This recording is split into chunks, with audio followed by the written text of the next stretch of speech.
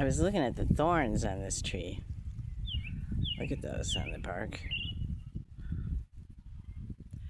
And I was looking at the leaves. And I was thinking, what kind of tree is this? So I tried Lens app, and it said locusts.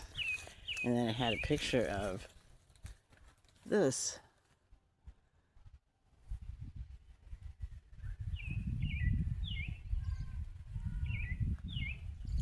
Which is right next to it.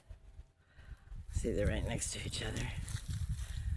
And I don't see any thorns on this.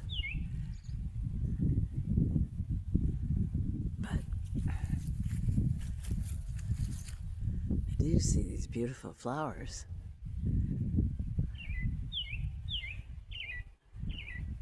Very intriguing. All right.